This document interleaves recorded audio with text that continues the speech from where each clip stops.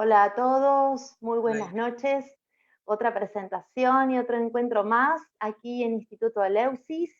Con mucha alegría les vamos a ofrecer la cuarta clase con mi compañero, con Roberto Beco, y quien les habla, Gabriela Milatich, sobre la vida, la obra y psicoterapia de Carl Gustav Jung, a partir de un libro que fue escrito por María Pilar Quiroga, al cual recomendamos muchísimo, y que ya estamos teniendo este cuarto encuentro en donde vamos a desarrollar un tema muy interesante en la vida de Jung, que es el periodo que va desde 1906 a 1913. Así que antes de seguir te doy la bienvenida, Roberto. ¿Cómo estás?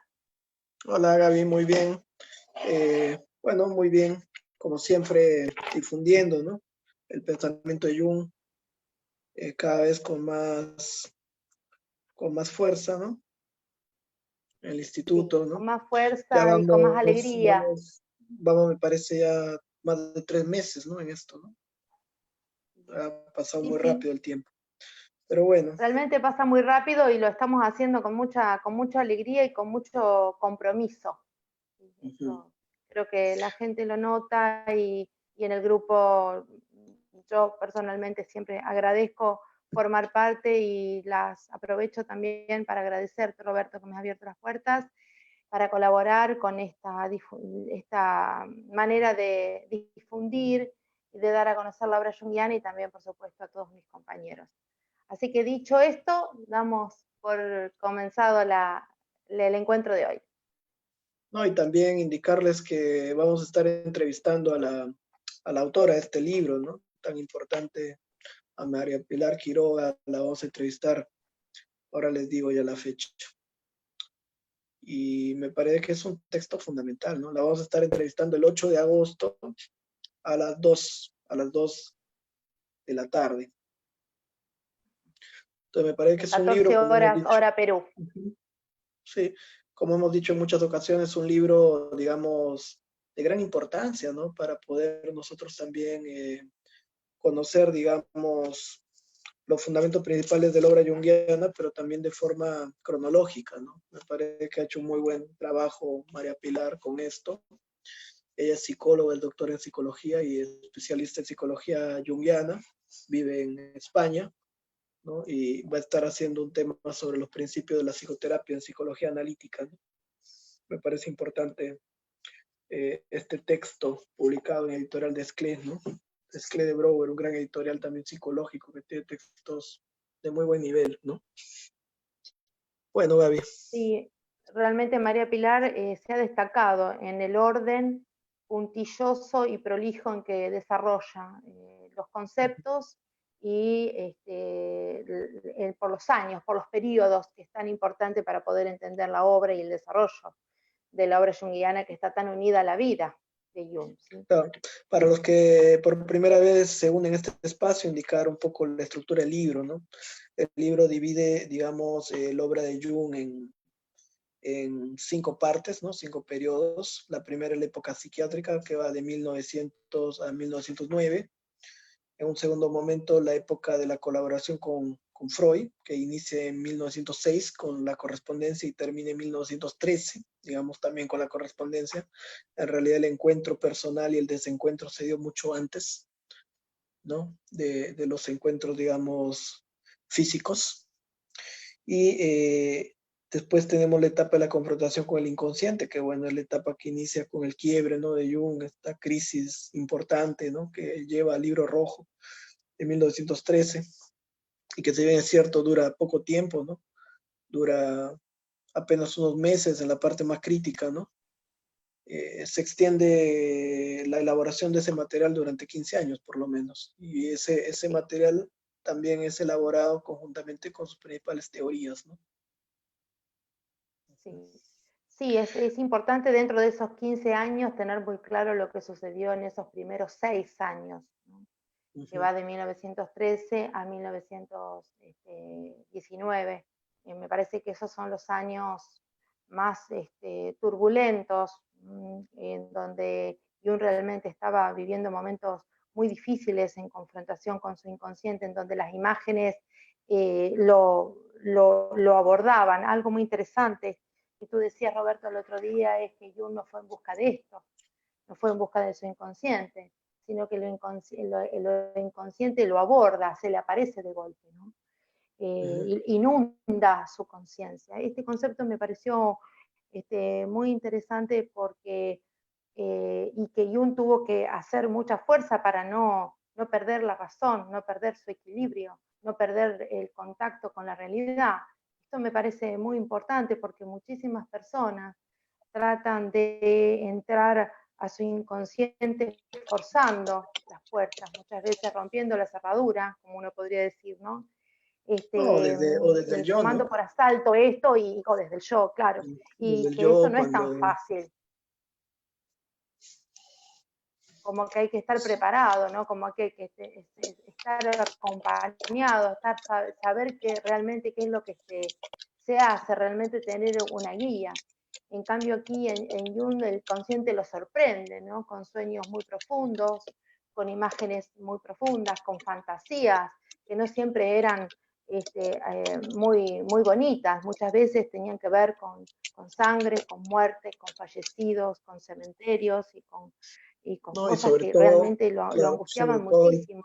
el trabajo, que eso lo vamos a revisar, supongo, cuando entremos más en ese periodo, pero el trabajo de confrontación con el inconsciente es como tú dices, ¿no? Un trabajo en primer lugar, es un trabajo que no es guiado por el yo, o sea, no es el yo el que hace ese movimiento. Como bien dice yo en el libro rojo, el yo se tiene que poner al servicio de las imágenes del alma, ¿no?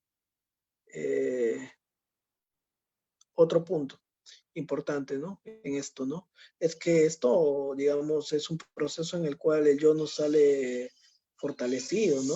Refortalecido, sino más bien hay una gran deconstrucción, hay una gran muerte de los aspectos de identificación que tenía el yo, ¿no? Entonces, la muerte del héroe, ¿no? Entonces, es un proceso donde el yo va a entrar en un proceso de deconstrucción y despersonalización, ¿no?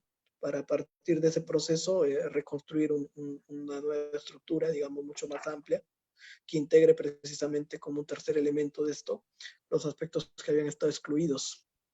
Entonces tenemos nosotros un aspecto que tiene que ver con, digamos, el, el yo no es el que guía el proceso, ¿cierto? Del diálogo con el inconsciente. Implica más bien una desintegración de ese yo, una deconstrucción.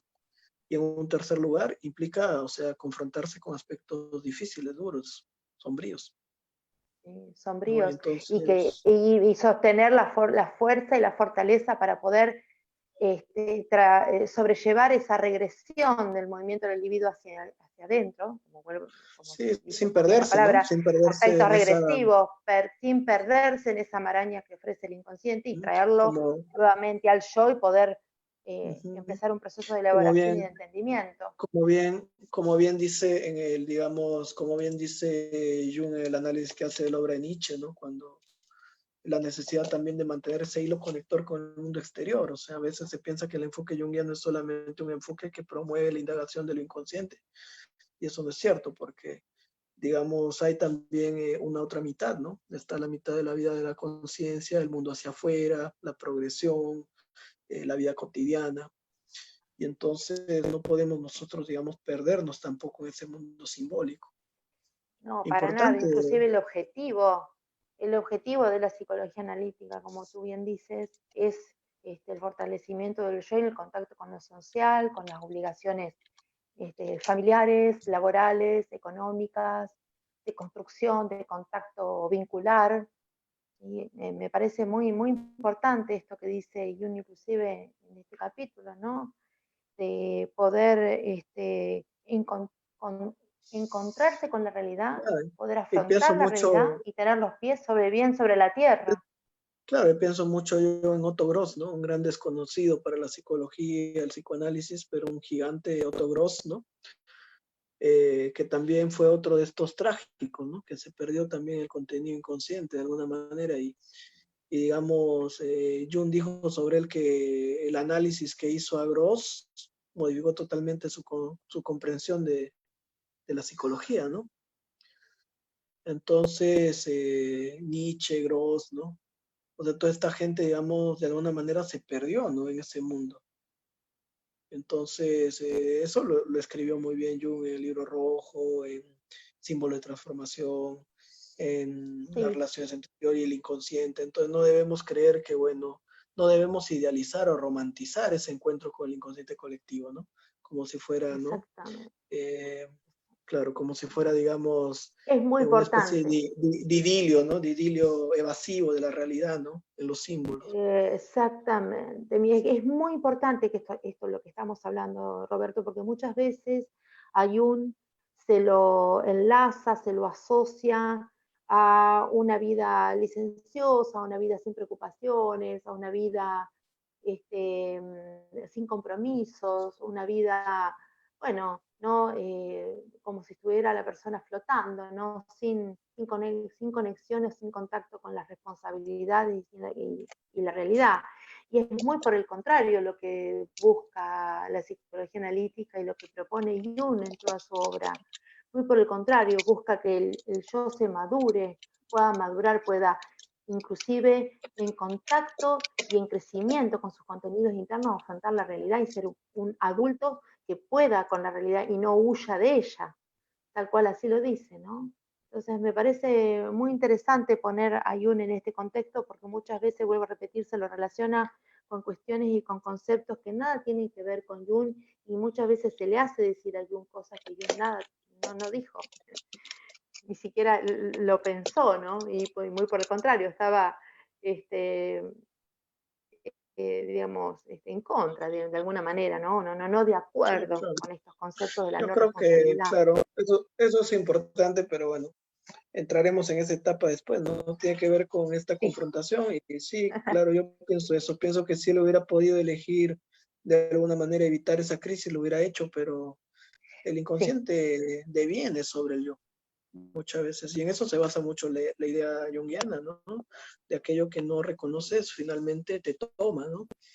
Entonces, sí. y bueno, esto tuvo que pasar de esta manera para tener hoy la propuesta psicológica que tenemos desde Jung. O sea, sin esa crisis tan importante, ¿no? Y por eso yo creo que Sandasani dice que el libro rojo es el libro más importante en la obra junguiana. Bueno, hay muchas opiniones, ¿no? Digamos, Sí, Roberto, yo sé que esto lo tendremos que charlar más adelante, pero la verdad que es un tema apasionante y muy importante para quien se mete en la obra junguiana y quiere conocer a Jung, porque Jung también va a decir, siguiendo con esta línea, que no solamente la responsabilidad es hacia el mundo de lo social y al mundo de la realidad y de transformarse en un adulto consciente de sí mismo, sino la responsabilidad ética y moral de ocuparnos seriamente de nuestro interior sí, totalmente. y de que esto Y también bueno, es como una... Sí, dime, Roberto, el estamos de delay. acuerdo que es una etapa muy importante, que el libro rojo que se publicó hace poco tiempo abrió este debate, ¿no? Esta comprensión. Y, y que básicamente el enfoque junguiano, más allá de todo, ¿no? Se basa en esta confrontación, ¿no? Que es muy personal. Jung hablaba de que este era su propio libro rojo, su propio proceso, su propio camino de individuación, ¿no?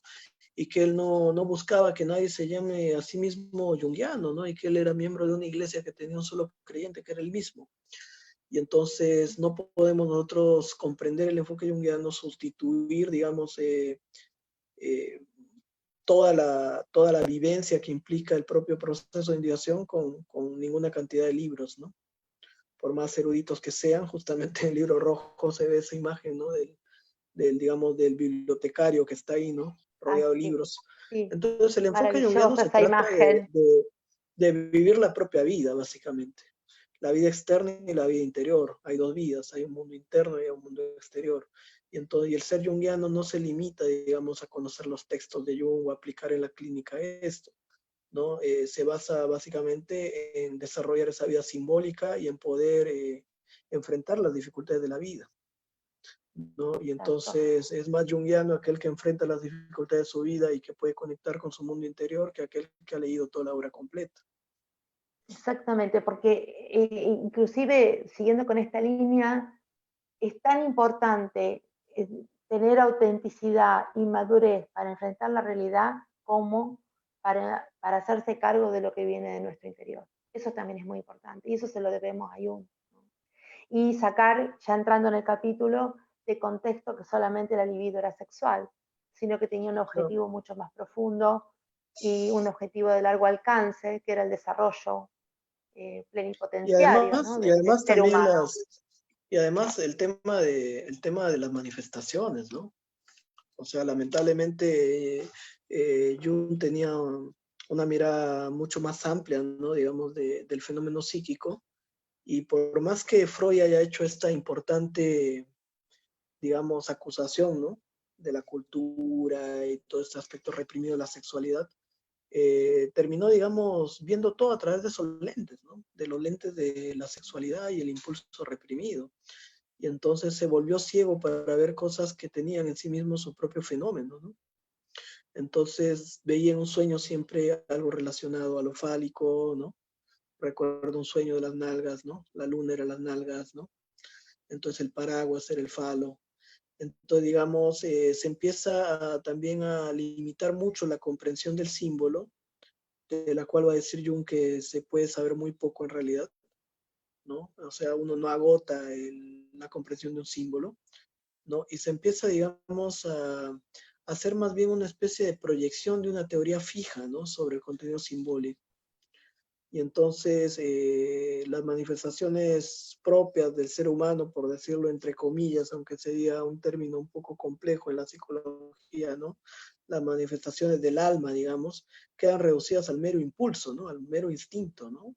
Al mero instinto sexual, que además Jung va a dejar en claro que el instinto sexual es uno solo entre muchos instintos, ¿no? Cuando habla de la libido, o sea, el instinto de la sed no es el instinto del hambre. Sí, es cierto, uno puede decir, ¿no? Desde el lenguaje, tengo hambre de sexo, ¿no? O tengo sed de sexo, definitivamente el objeto es distinto. Exactamente. Entonces, Sin son desmerecer, diferentes. sin desmerecer los grandes avances y descubrimientos que hizo Freud, pero me parece que Jung en este sentido, cuando empieza a plantear estas diferencias, por ejemplo, que bueno, como tú dices, ¿no? Que la libido no solamente era sexual, y empieza a hacer una distinción más puntual del valor que tenía la libido, que era energético, es decir, empieza a definir que era una cantidad, ¿no? Y que cualitativamente era neutra, ¿no? Y que cuantitativamente es estable, empieza a separarse de lo que propone Freud. Y yo aquí digo, cuando siempre me pasa lo mismo, ¿no? Cuando empiezo a leer el encuentro entre Freud y Jung, y cuando Jung empieza a definir sus propias ideas a partir de 1912, siempre digo que realmente ya no, cuando empieza a desarrollarse, ya no tiene punto de comparación con Freud. Es decir, No, muchas personas me preguntan, se intenta hacer y es lo, esa conexión, ¿no, Gaby? Se intenta hacer esa conexión, intentan los dos trabajar sí, juntos, pero desde el inicio ambos estudian lo mismo, pero de dos cosmovisiones muy diferentes, ¿no? exactamente, a eso iba, es que justamente ni siquiera son comparables, no se pueden comparar, son absolutamente diferentes, porque empiezan a tener un concepto de salud diferente, de enfermedad diferente, de cómo se mueve la libido distinto, de psiquismo diferente, de objetivo absolutamente distinto, es decir, realmente no se pueden comparar, ni siquiera son contrarios. Y entonces a partir de acá, cuando uno dice, bueno, ni siquiera son opuestos, creo que con esa idea uno puede entrar mucho más libre de prejuicios a la hora de leer Jung, ¿no? Sí, ¿Qué opinas? claro, porque es complicado, yo creo que es muy complicado para un, no sé, yo no estudié nunca Freud así sistemáticamente, ¿no? Como para decir que soy freudiano, claro, pero no descarto esa posibilidad, ¿no? De hacer una formación clásica Para psicoanalítica nada, freudiana. es muy Ujú. rico el psicoanálisis cuando lo lees, muy, Pero muy, muy pienso que debe ser muy interesante lo que Freud complicado, ¿no? plantea. Muy complicado para un freudiano acercarse a la obra de Jung, porque, digamos, es una psicología, como tú bien dices, muy diferente, ¿no? Y además que es crítica, ¿no? Como toda la psicología, que es en realidad el desarrollo de toda la psicoterapia de una herejía, ¿no? Una herejía contra Freud, de algún modo. que a la vez Freud es un gran rebelde contra, digamos, todo el positivismo, ¿no? Y la psiquiatría biológica, mecanicista también, ¿no? Entonces, en Claro. este, digamos, segundo periodo, que estamos hablando de 1906 a 1913, después está esta confrontación con el inconsciente y después viene la parte, digamos, de ya lo que va a llamar Quiroga la etapa de madurez de 1928 al 46 y la etapa arquetipal que es del 46 al 61. Bueno, sabemos nosotros que Jung entonces tiene un periodo que es evidentemente en su desarrollo intelectual, no vamos a hablar de la infancia, adolescencia, sino en su desarrollo intelectual propiamente dicho, donde él está como psiquiatra, ¿no? Burgolis, un psiquiatra, digamos, con los experimentos de asociación que se pueden ver en el tomo 1 al 3, ¿no? Después la etapa de colaboración con Freud, donde después podemos ver el tomo 4, ¿no? Freud y el psicoanálisis, las conferencias que él hacía para difundir, y donde encaja también, digamos, el tomo 5, ¿no? Símbolo de transformación, que es el libro que implica ya la gran separación. Eh, Después tenemos las obras que surgen dentro del proceso de la crisis, que son básicamente el libro rojo, el tomo 6, ¿no? Tipos psicológicos, las relaciones entre yo y el inconsciente, con la elaboración posterior, la introducción a la psicología analítica, los seminarios, ¿no? Y entonces el gran texto referente, digamos, teórico, ¿no? Para mí, La dinámica del inconsciente, tomo 8, me parece un texto fundamental. El tomo 9.1 y 9.2, donde explica un poco los arquetipos, ¿no? Centrales del proceso de individuación, sobre todo en el tomo 9.2, Aion, donde él entra a explicar mucho del arquetipo del sí mismo, y el tomo 10, que bueno, hoy en día está en boga y todo el mundo junguiano está volviendo a él, que es Civilización en Transición, que es un libro donde él hace análisis sociológicos, ¿no? Posteriores a la Segunda Guerra, al fenómeno del nazismo. Después de esa etapa, digamos que es el mayor desarrollo del pensamiento, que yo dividiría en dos, yo dividiría propiamente la crisis, ¿no? El libro rojo y todo esto, y después el desarrollo de la psicología analítica, pero Quiroga lo pone en un solo momento, ¿no? Y después yo haría una referencia también a esta etapa más de la alquimia, ¿no? Donde Jung se mete mucho más profundamente al estudio de la psicología oriental, de la alquimia, y ahí tenemos los textos del 11 al 17. Y después tenemos los textos 18.1 y 18.2 que complementan con artículos, ¿no? Que fueron incluidos posteriormente. Y entonces esa sería la obra. Y evidentemente este primer encuentro, muchas veces se habla mal, ¿no, Gaby? De que Jung era un discípulo de Freud, ¿no? Y vemos acá en esta Sí, revisión también una vez más que Freud tenía, digamos, una postura muy clara ya de su enfoque antes del encuentro con Jung, y que Jung también tuvo una postura clara,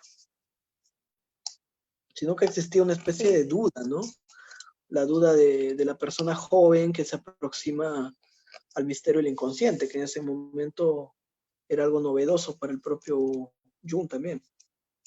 Sí, tengamos en cuenta de que cuando Jung se encuentra con Freud en 1907, ya había investigado sobre el método de asociación de palabras y ya tenía ideas propias formadas y que ya había atendido, digamos, estaba en contacto con el enfermo psiquiátrico, porque de hecho Jung fue era psiquiatra y tenía una visión bien vívida de lo que era un paciente, ¿no? Con demencia precoz, cosa que Freud no lo tuvo.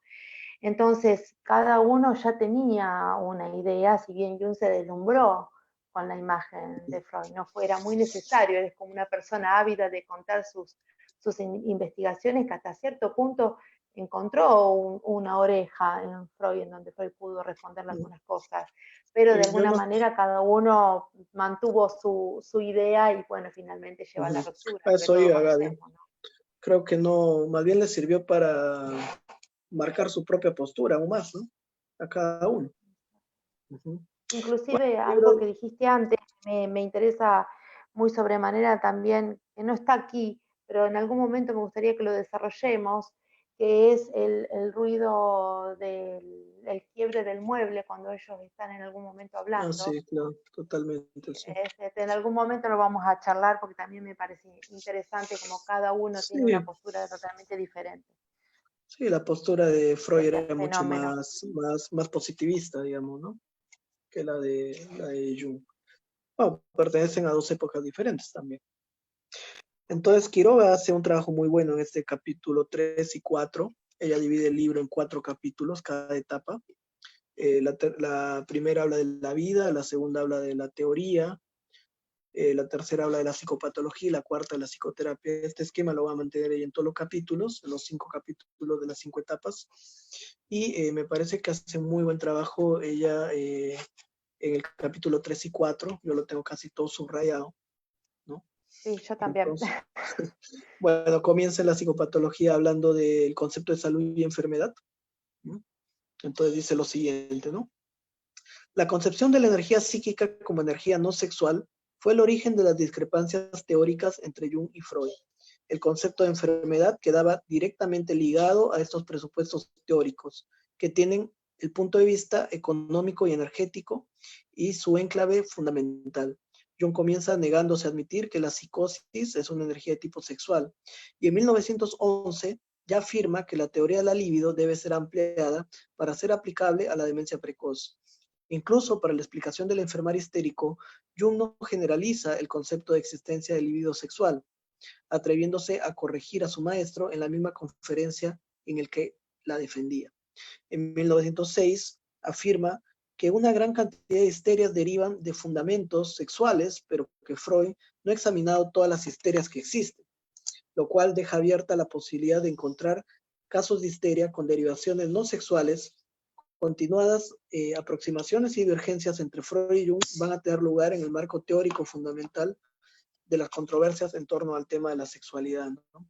La energía sexual o la energía psíquica es una diferenciación importante, ¿no? En cuanto al enfoque freudiano y junguiano. Cuando hablaba yo de estas manifestaciones que tenía la, el instinto, ¿no? Entonces hay también un error de base porque, digamos, pensar que el instinto base, ¿no? Es uno solo, es único, es el que predomina, ¿no? Es ya para Jung una comprensión, digamos, errada, porque como decíamos, el instinto siempre tiene diversos objetos y direcciones, ¿no? Hay un instinto del hambre, un instinto de conservación, y también hay instintos de otro carácter mucho más amplio, como el instinto social, ¿no? Gregario, o incluso un instinto religioso, podríamos decir, ¿no? Que lleva a la búsqueda de la totalidad, ¿no? Y a todo esto. Entonces, de por sí, el instinto tiene muchas diferenciaciones desde su base. Y también, al tener muchas diferenciaciones, va a tener diversas expresiones y manifestaciones. Sin embargo, Jung va a decir constantemente que Freud era incapaz de ver otra cosa que no sea instinto sexual, ¿no? Él veía la poesía, el arte, la religión, y él lo que veía era sexualidad reprimida, ¿no? Esa escena donde Jung habla con Freud y le dice, Freud, todo es sexo, ¿no? Todo es sexual. Y él dice, entonces la religión, la cultura, todo el desarrollo de la humanidad, la ciencia, todo sería solamente sexualidad reprimida. Y él le dijo, eso es, Carno, eso es, ¿no? Y él decía que era como alguien que creía con una fe religiosa, ¿no? En esto, ¿no? Como el indígena que creía que, bueno, toda la vida venía de la montaña, ¿no? Entonces él creía que toda la vida venía la sexualidad y bueno, Jung eso lo habla en Recuerdos, Sueños y Pensamientos, ¿no? Y entonces definitivamente él estaba convencido y me parece importante también la influencia de Schopenhauer, ¿no? Muy fuerte. Este instinto, esta voluntad, ¿no?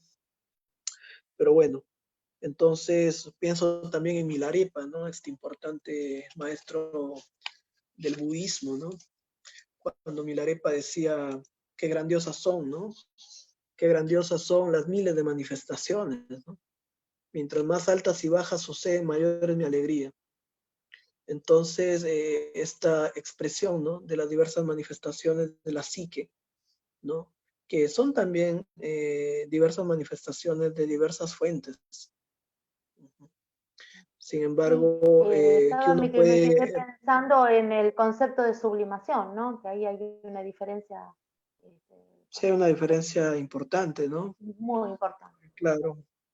Claro, porque digamos, un contenido, una manifestación psíquica puede, digamos, ser una expresión directa de un impulso, un instinto distinto al sexual, ya que no es el único instinto, ¿no? Sin embargo, en la mirada freudiana, cualquier manifestación psíquica era reducida, ¿no? Había un pansexualismo, como hubiera dicho Adler, ¿no? En su crítica. Sí, un pansexualismo. Claro, claro.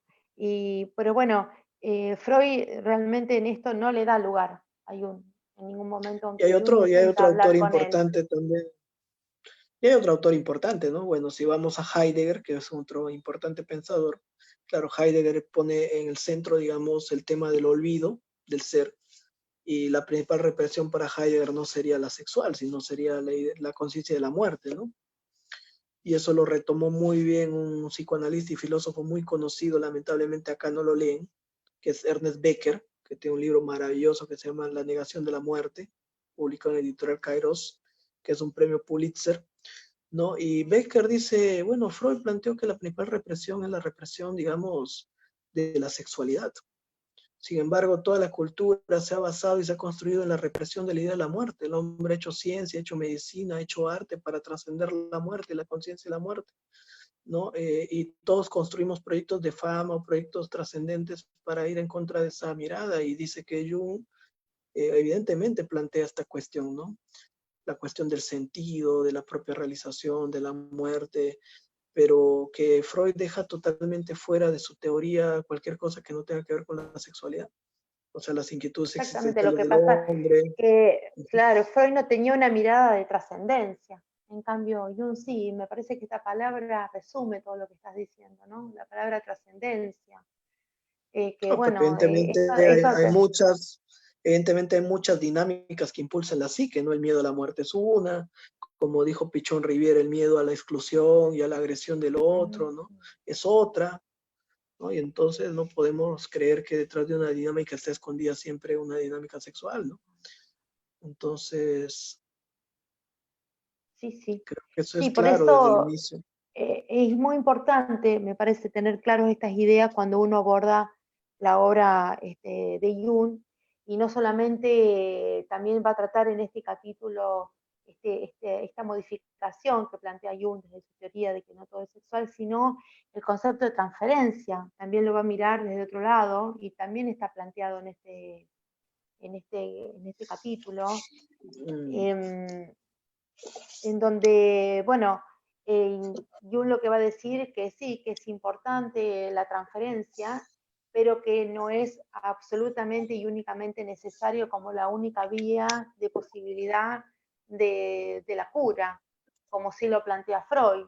En Jung va a ser un planteo diferente del concepto de transferencia, inclusive del objetivo, ¿no? En donde va a buscar que el paciente realmente no dependa como un niño del terapeuta, que bueno, va a decir que de alguna manera es inevitable el tema de la proyección de la figura parental en la vida en la figura del psicoterapeuta, pero que Jung va a intentar de que estas proyecciones no hay lugar, no den lugar y no haya una dirección de la cura, sino más bien de que el paciente no dependa del psicoterapeuta y logre un espacio en donde pueda ser dueño de uno mismo y pueda tomar sus propias decisiones, aún equivocándose.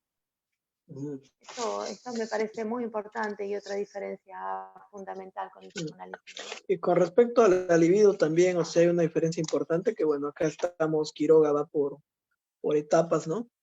Pero digamos, se puede leer muy bien en la conferencia o en el artículo que tiene Jung sobre la libido, teoría general de la libido, en el tomo 8, ¿no? Cuando vemos que Jung introduce toda una comprensión también, digamos, relacionada a la termodinámica, ¿no? De la libido, este aspecto de la libido que es cualitativo, pero también es cuantitativo. Entonces va a haber algo muy interesante, a mí me parece como terapeuta algo muy importante, esta diferenciación del aspecto cualitativo y cuantitativo de la libido, ¿no? De la psique. Comenzando que la libido no se va a expresar de forma directa, sino se va a expresar a través de sus manifestaciones fisiológicas o de los complejos psíquicos, ¿no? O del instinto. Entonces, nadie ha visto caminando a la libido, ¿no? O sea, uno ve su expresión en el cuerpo a través de una reacción somática, de un impulso instintivo, a través de un contenido psíquico o a través de una imagen, que esta es, digamos, la gran tesis de Jung, ¿no? El salto del instinto a la imagen, que realmente es complejo, porque no podemos nosotros corroborar ese salto. Sin embargo, sabemos que la energía psíquica y la energía física son dos aspectos, como diría Jung, de lo mismo, ¿no? Y eso se podría explicar con la física cuántica, con la mecánica cuántica, ¿no? Con la fórmula de Einstein, cuando él dice que, bueno, finalmente lo que llamamos nosotros representación, ¿no? Imagen, psique, mundo espiritual, ¿no? Mundo simbólico, es también energía psíquica, ¿no? Pero que aparece de otra manera. Entonces el instinto es una expresión de la libido, pero la imagen también es otra expresión de la libido. Entonces ambas son expresiones de esta energía que más que sexual es vital. Y entonces evidentemente el punto de encuentro de esos dos mundos, del mundo físico y el mundo espiritual, sería la psique, ¿no? La psique sería el punto donde el cuerpo y el espíritu, digamos, por decirlo de alguna manera, ¿no? Sin entrar en reflexiones de carácter más complejo, se encontrarían, ¿no? A través del contenido, de la imagen, del símbolo, de la representación. Entonces, cuando él habla de estos dos aspectos de la psique, el aspecto, digamos, cualitativo, tiene que ver con los contenidos propiamente psíquicos, ¿no? Con la calidad de los contenidos. Por ejemplo, en un complejo, cuando uno habla de que este complejo tiene que ver con la madre y se relaciona a tal tipo de contenidos y que se formó a través de tales situaciones, ¿no? Y entonces Jung va a decir, el enfoque freudiano se basa básicamente en una exploración de los aspectos cualitativos de los complejos, ¿no? Pero deja de lado el aspecto cuantitativo del complejo. ¿A qué se refería con el aspecto cuantitativo? Con la carga libidinal, ¿no? Con la cantidad de energía psíquica que contenía el complejo. Y que según Jung tenía una carga netamente afectiva. O sea, lo que hacía que un complejo se consolidara era la carga afectiva. Entonces, ¿y cómo uno podía medir, decía él, la energía psíquica, ¿no? A través de su manifestación. Por ejemplo, cuando él hacía los experimentos de asociación y veía que una persona ante un estímulo quedaba paralizado o tenía una mayor frecuencia cardíaca o una mayor respuesta capilar, ¿no? O de repente tenía fenómenos de vasodilatación o vasoconstricción. Eso lo vemos nosotros en la práctica clínica, ¿no? Por ejemplo, en la formación gestáltica, eso es muy común cuando el paciente está hablando y uno ve que cuando habla del padre o de la madre cambia el tono de la voz o el movimiento que hace con el cuerpo. Y entonces algo ocurre que puede ser medido y observado empíricamente y puede ser medido por su intensidad en el cuerpo. Entonces el cuerpo representaría ese aspecto cuantitativo de la energía libidinal, que evidentemente va a haber situaciones, estímulos, contenidos que van a movilizar una gran cantidad de energía y otros que no van a generar mayor repercusión visible, ¿no? Lo que no quiere decir que no sean también importantes. Entonces, ese es otro aspecto, ¿no? Cuando Jung introduce toda esta mirada mucho más científica, descriptiva, fenomenológica, y bueno, y esto coincide totalmente con las investigaciones después de Reich, ¿no? Cuando Reich plantea que, digamos, los complejos están contenidos de alguna manera en el cuerpo, que el cuerpo es lo inconsciente. Y explica por qué muchas veces las terapias netamente verbales y racionales que se enfocan solamente en el trabajo de los contenidos cualitativos de la psique, en hablar y comprender y racionalizar y explicar, no tienen la potencia de las técnicas expresivas, ¿no? O sea, como puede movilizar el arte o la imaginación activa o el trabajo con los sueños o, digamos, la fenomenología, el psicodrama, moviliza, digamos, la energía corporal, la bioenergética, ¿no? Entonces, que está contenida y Jung creía que lo que generaba, digamos, la movilización, por eso hablamos de movilización, muchas veces movilizar la energía psíquica que está contenida en el complejo, no era lo que permitía la disolución del complejo y la reorganización de la energía psíquica. Entonces esa es Es otra muy gran importante diferencia. lo que estás diciendo, muy súper importante porque acá hay dos cosas que Jung tomó muy en cuenta. Uno es la imagen, se la tomó muy en serio y muy responsablemente las imágenes que su inconsciente a través de los sueños y a través de las fantasías le daban, y a tal punto, como tú dices, se produjo esta fantástica creación que nos dio Jung a través del Libro Rojo, y que Claro, invitaba a sus porque pacientes a poder dialogar con esas imágenes Gaby, es que esas en forma imágenes no eran responsable. contenidos, esas imágenes no eran contenidos, o sea, digamos, estéticos, ¿no? Están cargados de una emoción, ¿no? De una carga Exactamente. afectiva, Una ¿no? verdad, una carga afectiva de una verdad y un significado interno. Y lo otro que me parece muy importante, lo que marcaste, es la importancia de las sensaciones físicas, de lo que se produce en el cuerpo.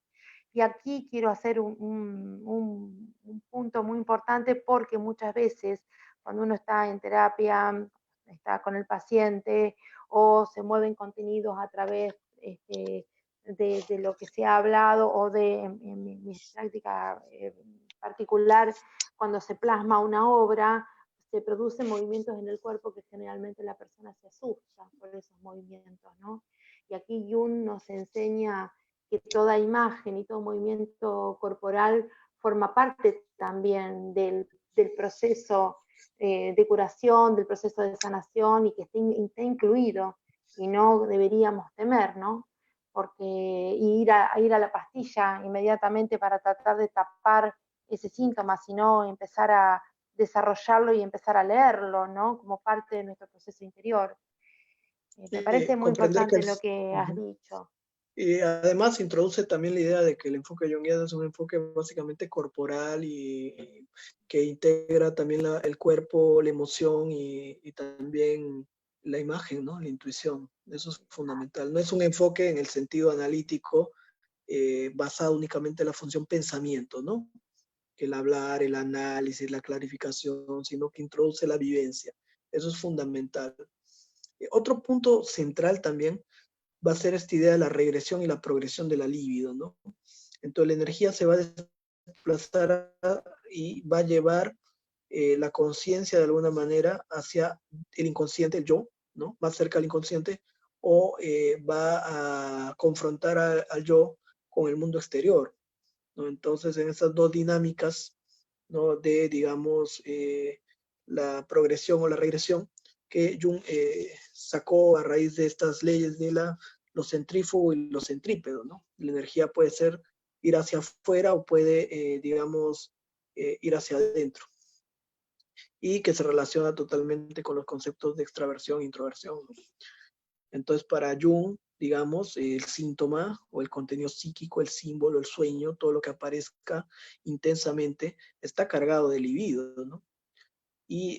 Pero muchas veces esa libido puede también quedar fija a través de complejos por la carga atrapada, ¿no? Por la carga afectiva, o puede también hacer que la persona entre en un estado de disociación, ¿no? Y de parálisis o muerte térmica, como decía, que equivaldría a una muerte psíquica. Entonces la persona queda por esta escisión, ¿no? Por esta energía, digamos, separada, ¿no? En dos aspectos irreconciliables por el yo, en una especie de equilibrio aparente, pero donde la vida se detiene, la vida psíquica, interior y externa. Entonces uno queda detenido a nivel existencial, ¿cierto? Entonces, estos conceptos que empieza él a introducir, ¿no? Progresión, regresión, entropía, muerte térmica, tienen una gran relevancia en el proceso de individuación, ¿no? Cuando uno empieza a verlos a la luz de esto. Y Jung se veía como una especie de eh, moderador más de esta energía, ¿no? O sea, él no generaba la energía, él simplemente modulaba. ¿No? Él decía, ahí donde la energía está retenida, hay que hacer una pequeña corrección en la actitud. Y entonces este ejemplo de la libido como un río que fluye y que a veces entra en estos molinos y la energía queda atrapada. Y entonces lo que tiene que hacer él como analista es restituir a su cauce esa energía atrapada en los complejos para que siga fluyendo. Entonces poco habría que hacer Interesante con la eso, energía psíquica del paciente. cómo él utiliza el juego, ¿no? Para, que decían los primeros años en donde estaban fuertemente confrontados con el inconsciente, cómo utiliza el juego para que esta energía, este obstáculo se remueva y vuelva a fluir, ¿no? Y volver a tener un contacto con la realidad, ¿no? Cómo él utiliza el juego de la construcción, cómo utiliza el juego que después, eso, cuando muere Emma, lo va a llevar al trabajo con la piedra, ¿no? Al cincelado de la piedra, cómo Ujú. él con el juego toma conciencia y toma masa, toma cuerpo, que es lo que estábamos diciendo recién, ¿no? Y Y se además, crea la Gaby, también realidad. Un esta idea buen también, Gaby, modelador. esta idea también, Gaby, de lo inconsciente y la energía psíquica como algo creativo, ¿no? Que se abre paso a través de la creatividad, no solamente como una cosa que viene de atrás o de lo instintivo, empujando al yo, ¿no? Y O como si fuera atormentándolo, ¿no? algo Entonces, absolutamente oscuro y claro, negativo. ¿No? El esa idea inconsciente es creativo. del yo empujado por la bestia interior, por el animal, ¿no? O sea, desde niño, ¿no? Empujado por el impulso y que choca con el criterio de realidad, ¿no? Y con la ley de Moisés que dice, bueno, ¿no? Entonces el yo atrapado entre sueño y super yo, ¿no? O sea, donde lo único que queda de alguna manera es elaborar nuestras fantasías, impulsos, ¿no? Sublimándolos y adaptarnos a la realidad, ¿no? Para poder Con trabajar respecto a y amar. eso, claro, con respecto a eso, Y en la Jung mirada dijo que se junguiana, tiene. claro, Sí, sí, la dime, mirada dime. junguiana la mirada junguiana es totalmente diferente, como tú decías, ¿no? O sea, no es ese yo que esté empujado por el impulso y que choca con la prohibición del superior, sino básicamente estamos hablando de esta relación del yo con dos mundos, ¿no? El mundo de lo simbólico, lo inconsciente, pero también con la vida externa, cotidiana, la cultura.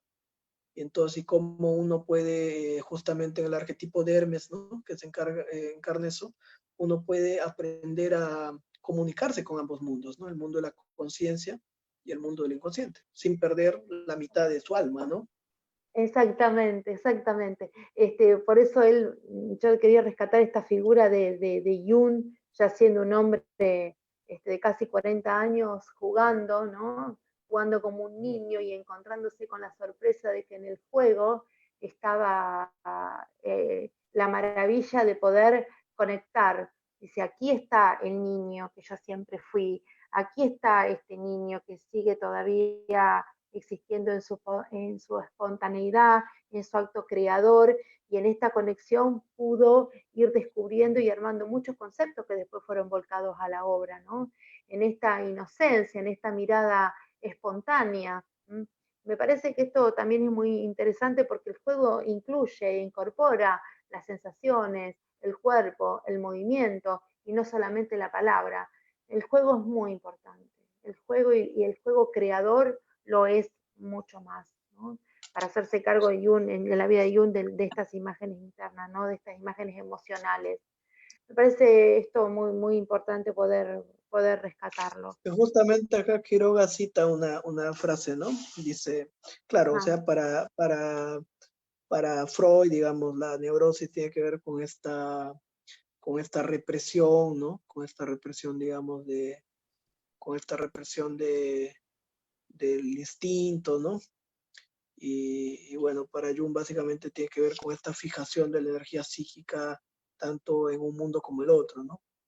O sea, en el mundo, decía Jung, el exceso de conciencia y de mundo externo es neurosis y el exceso de inconsciente es psicosis. Y fantasía, exactamente. Entonces, claro, Mundo cuando la simbólico. libido, claro, queda fija, ¿no? Por un contenido un complejo, hay que restituir su movimiento, su cauce. Dice Quiroga lo siguiente, ¿no? Jung utiliza una imagen también empleada por Freud en la cual la libido sería comparable a un río que cada vez que tropiezan en su curso con algún obstáculo produce una retención o inundación. Si el mismo río en ocasiones anteriores llegó a crear otros lechos, los volverá a utilizar y volverán a aparecer, aunque será de forma momentánea. Existen cauces secundarios que en el momento actual no llevan agua, aunque si lo hicieran en el pasado, sus huellas no se han borrado, de forma que puede volver a descubrirse en caso de desbordamiento. Sobre el desarrollo libidinal se puede utilizar el mismo esquema. En la época infantil, la orientación definitiva no se ha encontrado y la libido fluye por distintos caminos secundarios. Cuando se encuentra en el curso definitivo, todas las demás se secan, permaneciendo como una huella, sin más sentido que el histórico. Si más tarde se presenta algún obstáculo de forma que el estancamiento revivifique los caminos abandonados, se estaría produciendo una regresión de la libido. Entonces, la regresión hacia los caminos infantiles es algo anormal.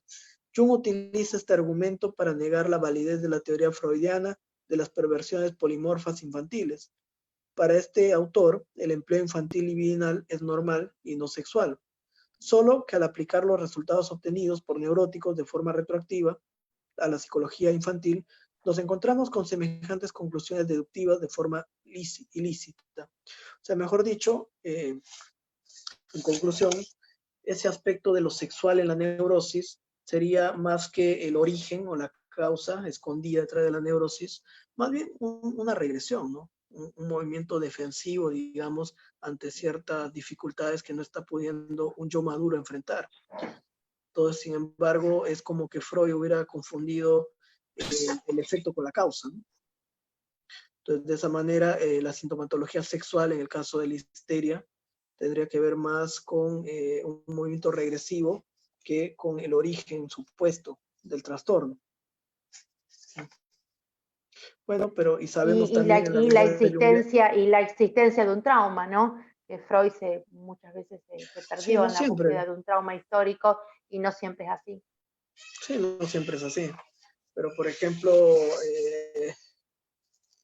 otra forma regresiva sería también, digamos, otra forma regresiva sería también hacia, no solamente hacia el contenido sexual, sino también Jung lo plantea así, ¿no? Puede haber una regresión también hacia el contenido simbólico, ¿no? Como en el caso de Miss Miller. Sí, me parece que aquí podríamos terminar, Roberto, este capítulo de desarrollarlo. ¿Qué te parece? Sí, creo que sí.